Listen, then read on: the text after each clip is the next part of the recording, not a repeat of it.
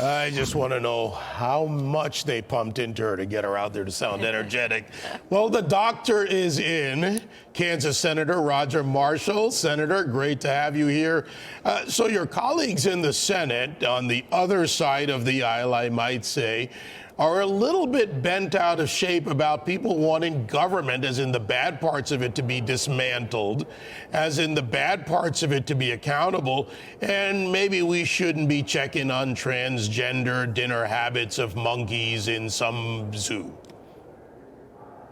Yeah, David, it looks like my friends across the aisle will work with anybody whose name is not Donald Trump. The way I see it up here right now, if this were an MMA fight, the Democrats would be tapping out. It's like Donald Trump has hit them with body jab after body jab, and now they're folding. They've lost their confidence. They don't know what to do. And now this term of bipartisanship is just a term of convenience. But now we have Donald Trump doing what he said he was going to do. He's going to get rid of waste, fraud, abuse, and incompetence. And now they've lost it, and Donald Trump is winning this fight.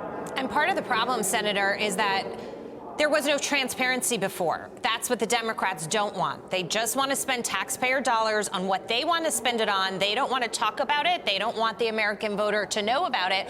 All that's happening here is the books are being opened up. We're doing an audit, and yet for some reason, they can't handle that.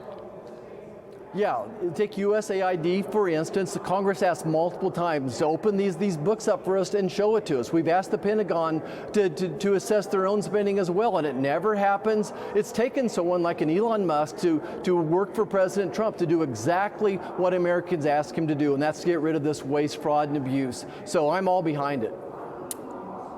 Now, Senator, you've been vocal for months on my show in public about misused FEMA funds. So let's get your reaction to DHS Secretary Kristi Noem, who's acting as the co-chair on Trump's new FEMA Review Council, and saying this about FEMA's future. If the president came to you and said, "You're my DHS secretary, do you think I should get rid of FEMA?" Excuse me, get rid of FEMA, what would you say? I would say yes, get rid of FEMA the way it exists today. You need to let the local officials make the decisions on how that is deployed so it can be deployed much quicker, and we don't need this bureaucracy that's picking and choosing winners. Wow.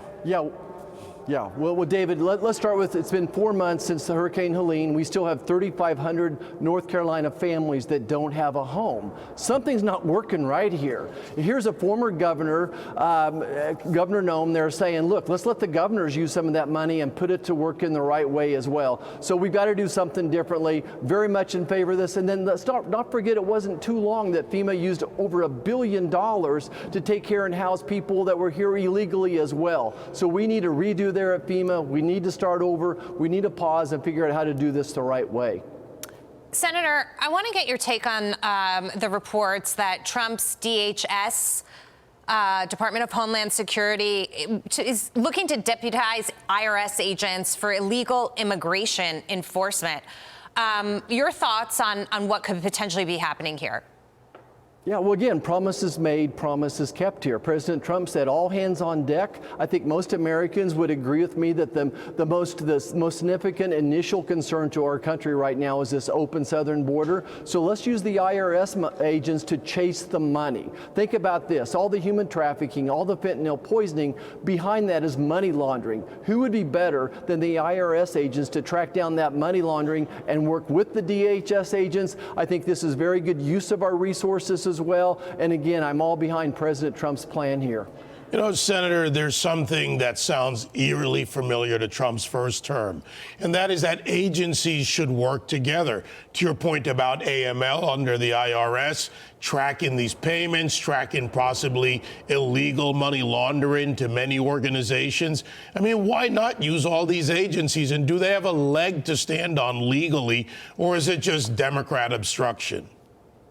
Well, I think it's plenty of Democrat obstruction, but I just want to emphasize, goodness, we're losing 200 people, Americans, every day from fentanyl poisoning, and the money used for that is being laundered by the Chinese triad, this Chinese organized crime group, and using crypto a lot of at times as well. So we need to unleash all the resources we have to secure our borders, but then chase the bad guys, as they say, and I think the IRS is very equipped to do this. Let's work together. If wherever the hemorrhaging is going, let's stop that hemorrhaging, and that's exactly what President Trump's doing here. How about the leaks that the LA Times was reporting on? Essentially, somebody tipping them off, letting them know that ICE is going to, where ICE will be, where ICE is looking for illegal immigrants, and Pam Bondi saying, if we find out who did this, we will prosecute you.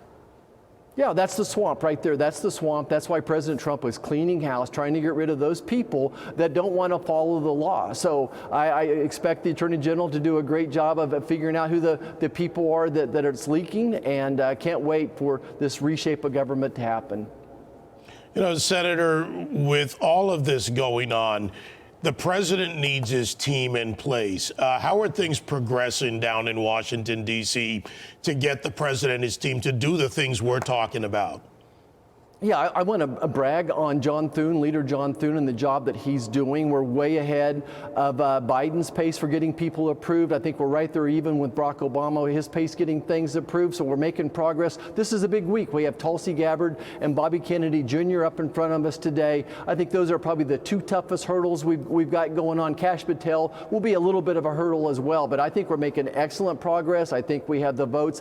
I think the senators up here are hearing Americans out there. They're hearing across the country that they want Bobby Kennedy to be a game changer, to be a disruptor as well. You know, I saw something interesting this week that President Trump's numbers with younger people especially went up like 10%, 10 points here in the past week or two. I think a lot of that is because of people like Tulsi Gabbard, people like Bobby Kennedy Jr., Kash Patel that relate to younger people as well. So it's a great week. It's a great month to be up here working with President Trump. Well, Senator, the doctor's in. I think you've given them the prescription. I don't know if they'll follow it, though. I think I'm with Jackie on that one. There's no doctor's aid for them. David thought you might be able to cure the Democrat derangement syndrome, but I say no chance. Okay. Thanks, everybody. Have a good night.